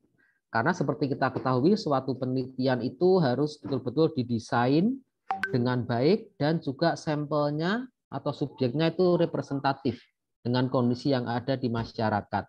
Sehingga power atau kekuatan penelitiannya harus betul-betul mencukupi untuk bisa dilakukan penelitian yang bisa baik hasilnya dan bisa direkomendasi. Kemudian yang kedua, obat-obatan kemoprofilaktik ini kurang mendapatkan perhatian dibandingkan yang sekarang vaksin itu ya, dan pengobatan. Karena orang berpikir kalau zaman dulu memang kalau penyakit infeksi itu ya tidak ada pencegahannya. Karena kalau kecuali vaksin, ya, karena kalau sudah terkena ya diobati saja gitu. Tetapi karena COVID-19 ini adalah penyakitnya yang sangat mudah menular, kemudian beberapa tadi varian itu ternyata mempunyai angka kesakitan dan kematiannya yang tinggi sehingga dipikirkan adanya kemoprofilaksi. Kemudian koordinasi internasional diperlukan karena COVID-19 ini kan sudah jadi pandemi, tidak hanya masalah di salah satu negara tetapi sudah menjadi masalah di yang terkena. Ya, ini yang akan kita jawab dari penelitian dengan metode seperti ini. Nah, kalau di Yogyakarta, ini lokasinya di tempat kita di RSUP Dr. Sarjito. Tadi Dr. Yandri adalah salah satu prinsipal investigator, dibantu oleh beberapa anggota di sini sebagai tim. Kita sudah melakukan penelitian untuk menjawab pertanyaan apakah ada alternatif kemoprofilaksis untuk pencegahan COVID-19, terutama dengan pemberian obat hidroksikloroquine atau kloroquine.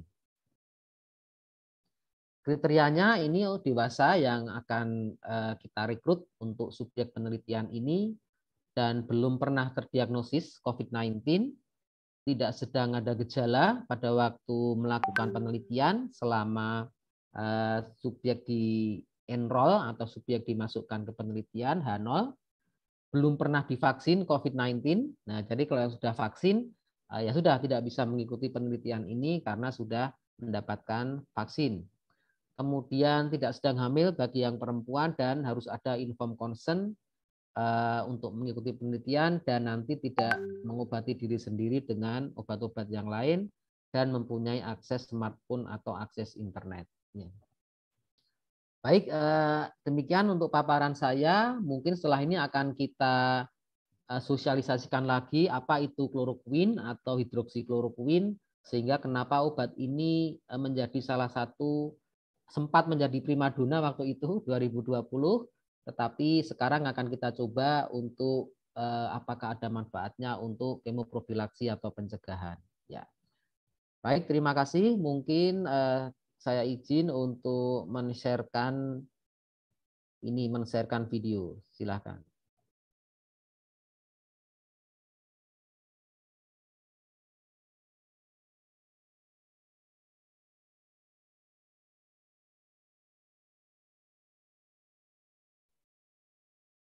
Halo tim.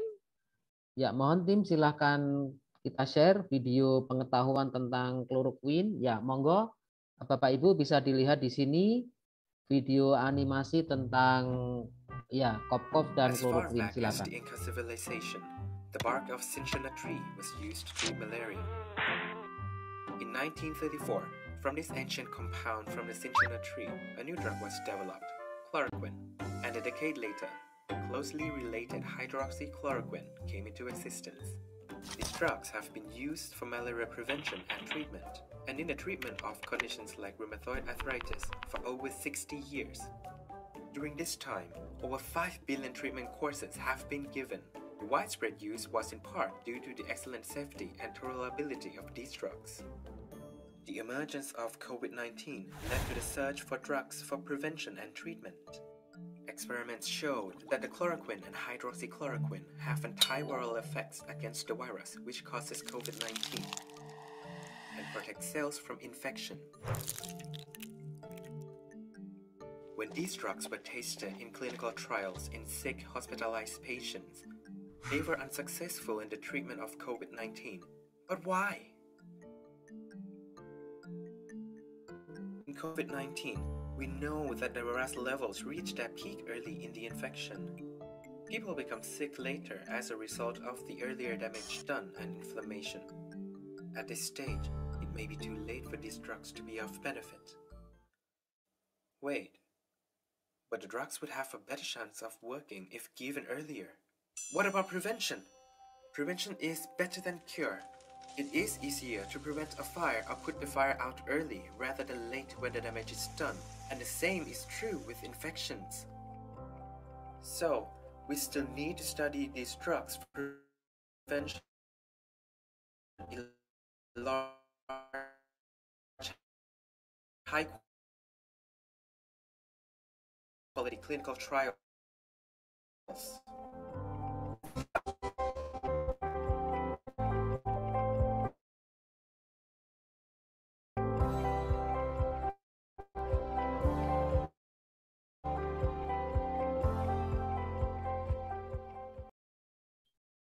Ya, baik, terima kasih. Demikian tadi video sekedar pengingat apa itu hidroksikloroquine dan kenapa sebagai alternatif ya sedang dicoba di suatu penelitian dengan studi desain randomized control clinical trial. Jadi suatu studi untuk mencapai level of evidence 1.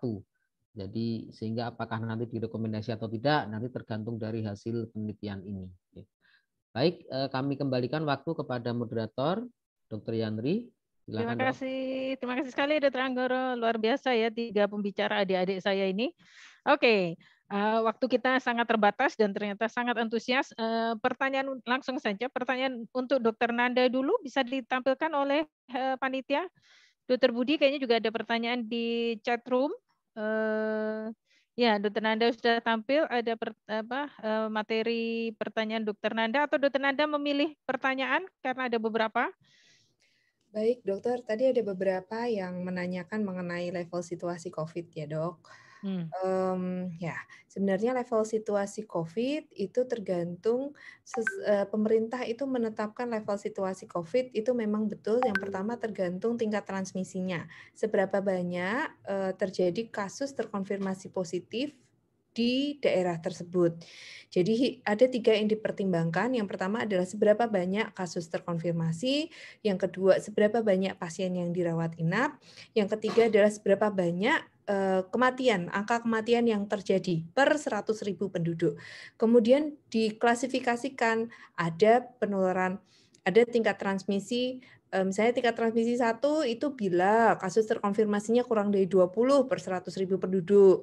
Tingkat transmisi 1 lagi bila angka rawat inapnya kurang dari 5 per 100.000 gitu. Dan kematian kurang dari 1 per 100.000 itu tingkat transmisi 1. Kemudian bergrading. Dikatakan tingkat transmisi 4 kalau kasus terkonfirmasinya lebih dari 150 per 100.000 penduduk, kemudian rawat inapnya lebih dari 30 per 100.000 penduduk, kematiannya lebih dari 5. Gitu.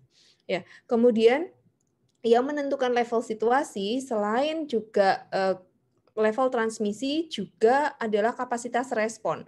Kapasitas respon ini dinilai dari seberapa banyak testing yang bisa dikerjakan. Kita tahu kalau testingnya rendah, maka kasusnya juga akan bisa rendah gitu. Kalau testingnya tidak baik, maka angka itu tidak akan bisa mencerminkan yang sebenarnya.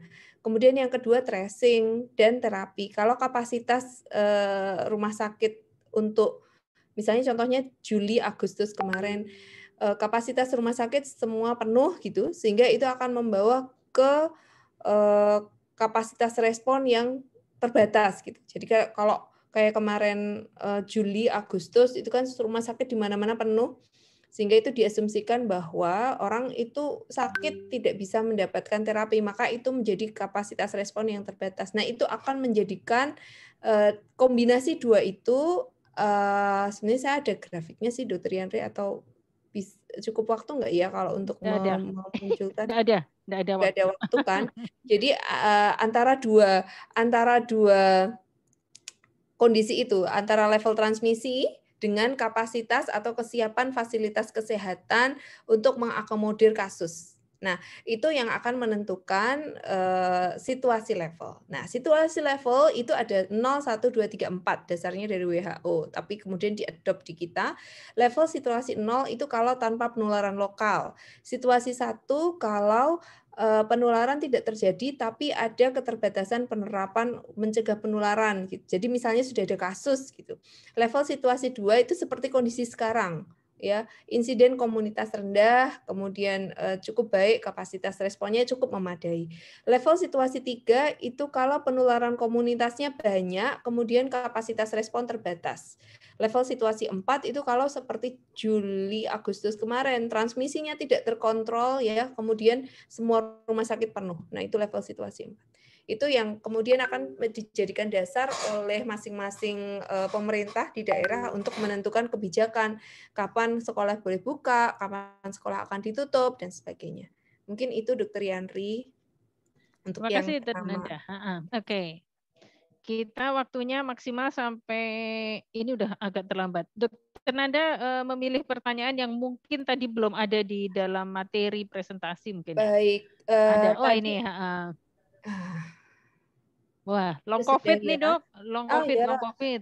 Baik dok, untuk long COVID, definisi long COVID sendiri itu gejala COVID itu pada umumnya akan menghilang sampai paling lama itu 12 minggu.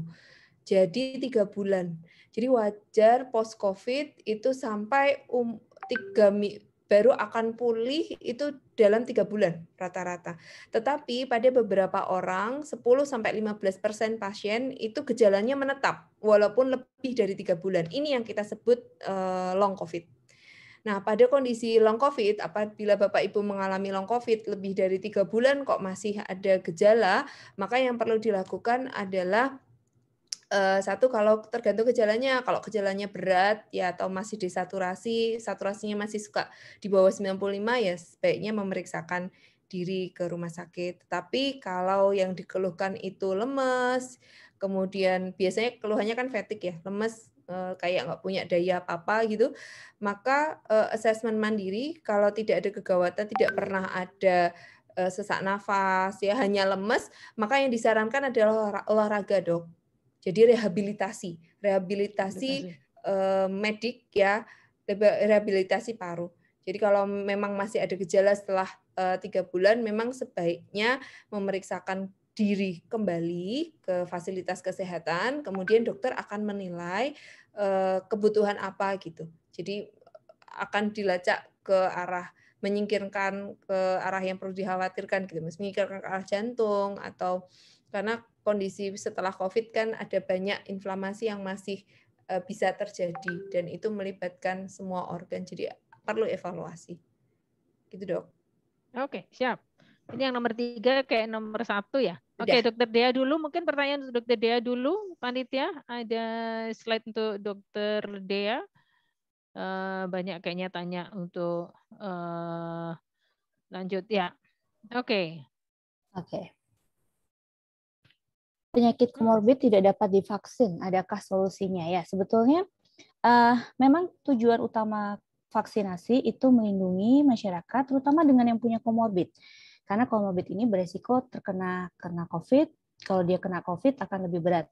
Nah, tapi memang ada beberapa komorbid yang belum bisa untuk divaksin. Saya tidak bilang tidak layak karena sejalan perkembangan penyakitnya kadang-kadang menjadi layak akhirnya. Misalnya siapa sih komorbid yang tidak boleh divaksin dulu? Mereka yang mendapatkan transplantasi dan menggunakan imunosupresan. Lalu mereka yang kena kanker dan masih mendapatkan kemoterapi, itu tidak diperbolehkan untuk divaksin dulu. Atau mereka dengan alergi berat pada komponen vaksin, biasanya ini dites dulu dan memang pada vaksin COVID sebetulnya. Jadi vaksinasi pertamanya dia alergi, maka dia tidak bisa divaksin lagi pada vaksin yang sama. Nah, kalau kita memilihkan vaksin yang lain, ada kemungkinan bisa, tapi harus dites dulu. Lalu kemudian mereka dengan penyakit autoimun yang belum terkoreksi. Ini adalah mereka-mereka yang tidak bisa divaksin dulu. Nah, bagaimana solusinya pada mereka yang belum bisa divaksin karena adanya komorbid ini? Solusinya adalah memperketat 3M, sekarang jadi 6M. Lalu kemudian sangat-sangat memperketat prokesnya. Ini upaya yang bisa dikerjakan. Saya nggak tahu nih di penelitian Dr. Yanti dan Dr. Budi apakah ini masuk ke dalam salah satu relawan yang bisa divaksin untuk yang mereka yang punya komorbid dan tidak dapat divaksin ini. Nanti mungkin yang menjawab Dr. Yanti ya. Lalu kemudian apakah KIPI dari sebuah vaksin menunjukkan efikasi? Semakin berefek berat, maka semakin ampuh. Jawabannya tidak. Jadi KIPI ini bisa terjadi pada siapapun dan tidak berhubungan dengan efektivitas dari suatu vaksinasi. Jadi mereka ada yang KIPI-nya tidak berat, tapi pembentukan antibodi juga cukup baik. Jadi jawabannya tidak ya. Lalu kemudian apakah diperbolehkan memberikan vaksin COVID-19 lebih dari 2 kali dengan jenis vaksin yang sama? Misalnya 3 kali Sinovac, terus atau AstraZeneca sebanyak 3 kali. Belum ada penelitian, tapi untuk vaksinasi dosis ketiga memang sudah dianjurkan untuk mereka-mereka dengan individu yang akan berinteraksi dengan COVID lebih banyak. Jadi misalnya pada tadi yang saya bilang di vaksinasi dosis ketiganya, tapi dengan catatan waktu ya. Jadi ini saya 2 kali dengan jenis apa tadi? Kok hilang ya pertanyaannya? Jadi 3 kali tapi jenisnya sama terus. Kalau jenisnya sama terus nggak apa-apa. Memang itu prinsipnya booster. Ya, jadi nggak apa-apa. Diberikan 3 kali. Jadi kepada yang booster vaksinasi ketiga pada nakes itu sebetulnya bisa diberikan Sinovac. Jadi pada mereka yang tidak bisa mendapatkan Moderna itu bisa diberikan Sinovac. Tapi batasan waktunya yang perlu diperhatikan. Saya rasa sudah terjawab ya. Oke. Dokter Budi, kayaknya ada pertanyaan tentang prolong kite ini di chat box. Ada panitia sudah kompilasi pertanyaan Dokter Budi? Oke. Ya, baik, Dr. Yandri, tentang prolong kite ya, memang dari penelitian yang kita lakukan pada waktu itu dengan dosis terapeutik sekitar 5 atau 6 hari pada waktu itu, tapi ada juga yang sampai 10 hari ya pemberian hidroksikloroquine. Memang ada kitenya memanjang, karena itu memang obat hidroksikloroquine memang dia akan secara naturalnya dia akan memperlama fase repolarisasi, sehingga memang kite intervalnya akan memanjang, tapi tidak sampai ke arah pemanjangan kite yang kritis yang bisa menyebabkan aritmia. Itu biasanya kalau QTC-nya di atas 500 milisecond atau lebih dari itu, maka kita harus menghentikan obat karena itu adalah risiko mengalami aritmia.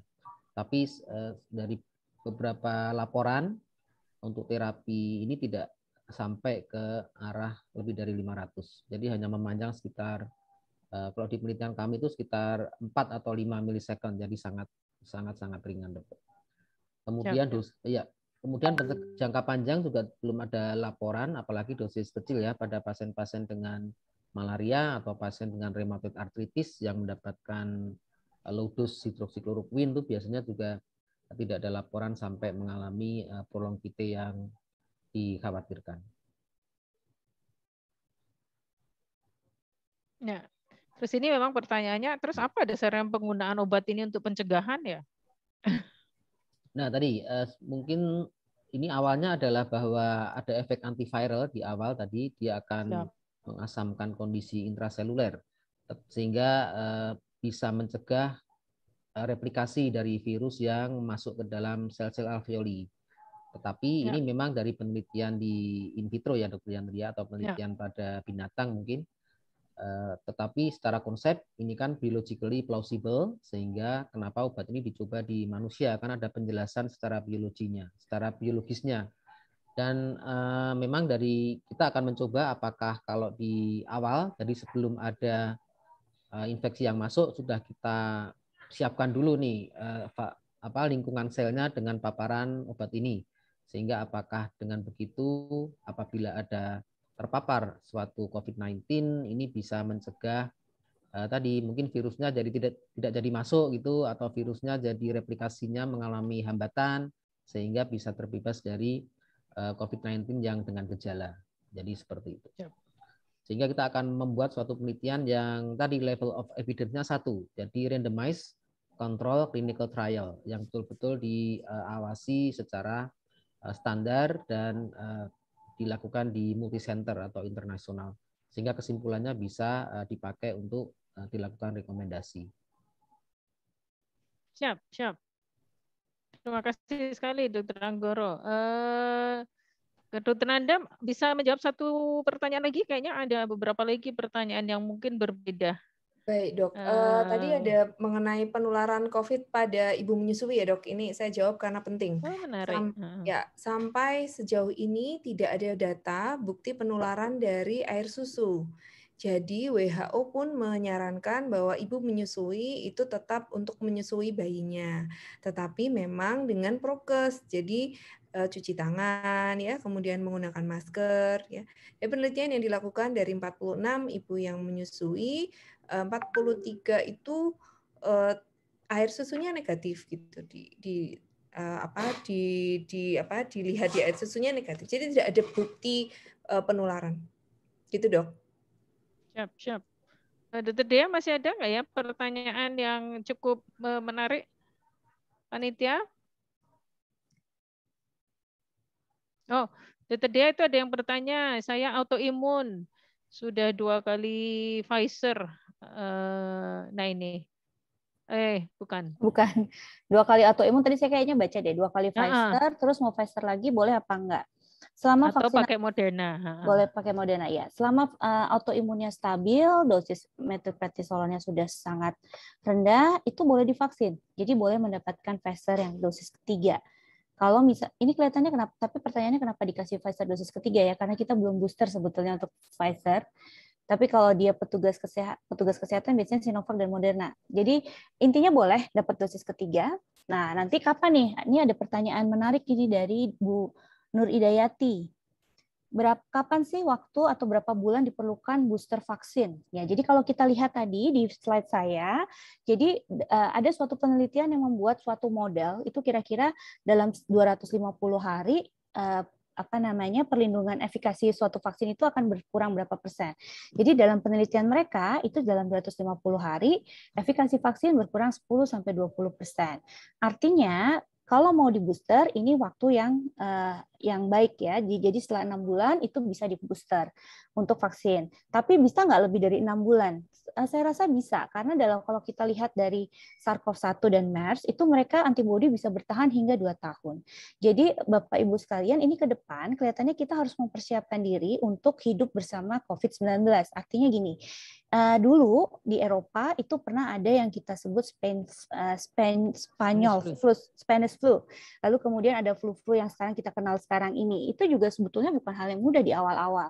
Nah, kemudian ada vaksin, ada orang yang terkena influenza tersebut dan kemudian membentuk antibodi dalam tubuhnya sehingga terjadilah herd immunity pada influenza yang kita kenal.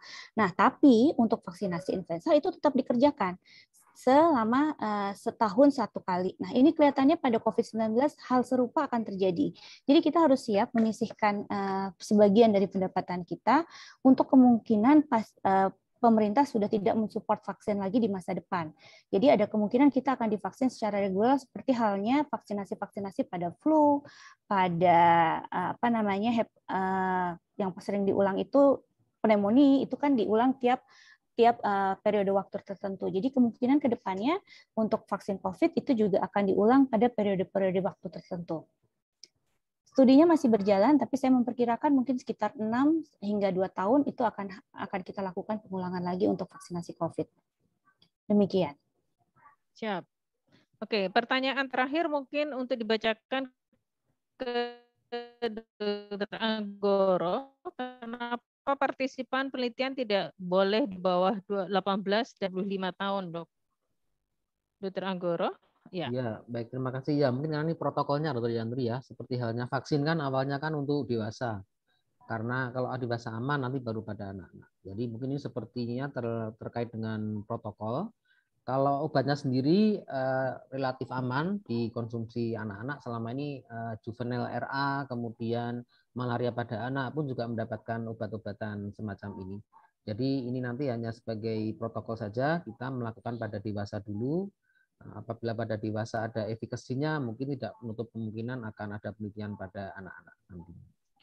Siap. Iya, saya kira karena kita akan sulit menganalisis ketika kita mencampurkan kelompok mencampurkan atau mempunyai beberapa kelompok usia kayak gitu. Karena kita konsensus dunia adalah anak itu sampai 18 tahun.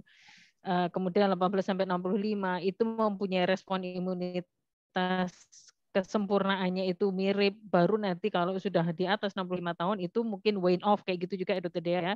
Ketika respon imunitas semakin tua itu semakin menurun, maka nanti akan berbeda lagi nanti responnya, sehingga maka itu kita menggunakan satu kelompok khusus saja pada dewasa antara 18 sampai 65 tahun dengan harapan ada homogenitas kualitas dan kuantitas respon imun, juga respon terhadap obat itu kita tidak tercampur antara anak dengan dewasa dan orang tua sekali. Baik, itu saya kira merap up. Saya hanya membaca apa hubungan antara virus HIV dan COVID-19. Ya, sedikit saja saya jawab bahwa sebetulnya sampai sekarang COVID-19 tidak dinyatakan sebagai IO banget kayak gitu ya, bukan seperti yang TBC dan sebagainya.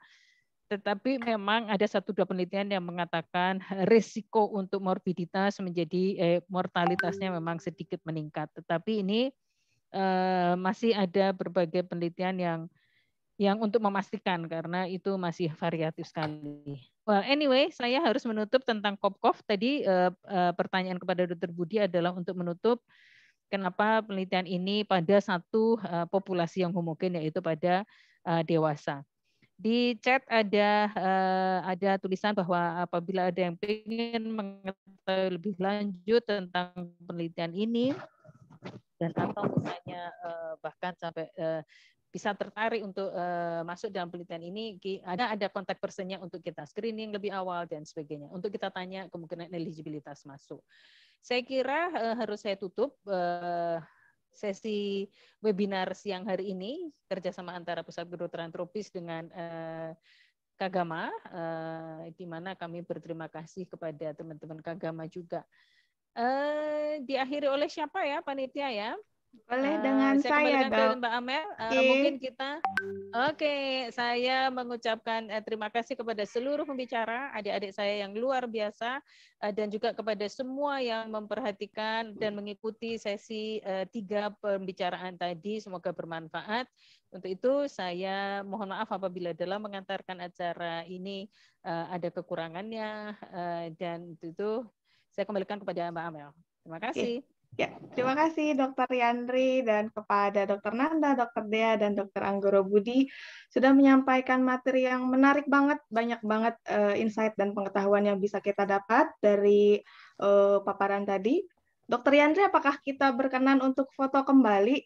Ini tadi pas kita awal itu hanya 280, sekarang ada 378 partisipan. Kita sangat menghargai dan mengapresiasi kehadiran dari Ibu Bapak partisipan hari ini. Boleh kita foto bareng lagi? Boleh menyalakan kamera Ibu dan Bapak? Kami sangat senang, padahal kita lumayan molor setengah jam tadi, tapi Ibu dan Bapak tetap setia mengikuti kegiatan ini sampai selesai.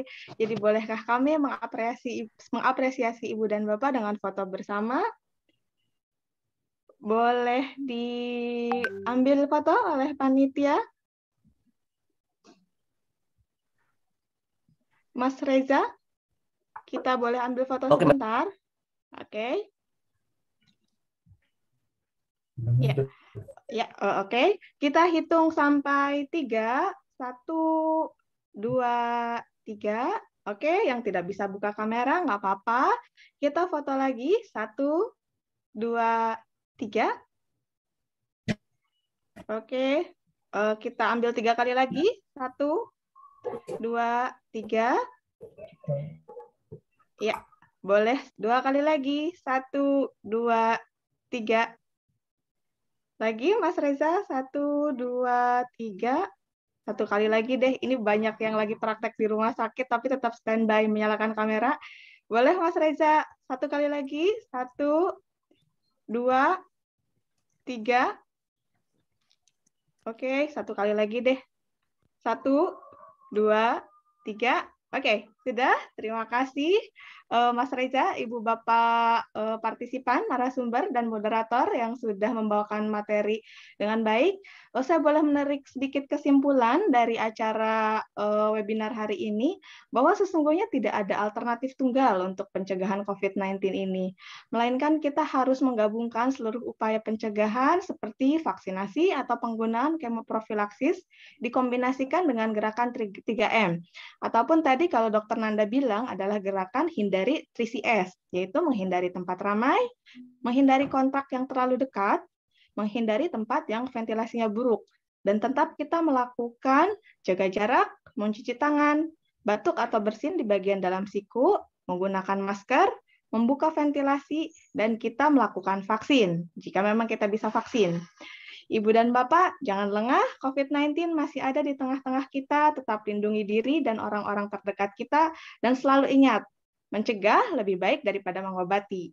Ibu dan Bapak, kita sudah sampai di penghujung acara. Terima kasih kami ucapkan sebesar-besarnya yang sudah mengikuti sampai akhir. Ibu dan Bapak tetap dapat mengikuti media sosial kami untuk melihat aktivitas update yang kami lakukan. Bagi yang masih bertanya mengenai link presensi sudah ditampilkan oleh panitia di chat box. Kami menunggu pengisian link presensi sampai dengan jam 23.59 waktu Indonesia Barat hari ini. Silakan Ibu dan Bapak untuk mengisi link presensi. Akhir kata kami ucapkan terima kasih. Mohon maaf apabila kami memiliki banyak kekurangan dalam penyampaian materi. Selamat melanjutkan aktivitas dan sampai bertemu di webinar kami selanjutnya. Assalamualaikum warahmatullahi wabarakatuh. Waalaikumsalam warahmatullahi wabarakatuh. Waalaikumsalam warahmatullahi wabarakatuh. Terima kasih semuanya. Terima kasih, Dok. Terima kasih semuanya. Sukses. Terima kasih, Thank Pak. you, Pak Doni.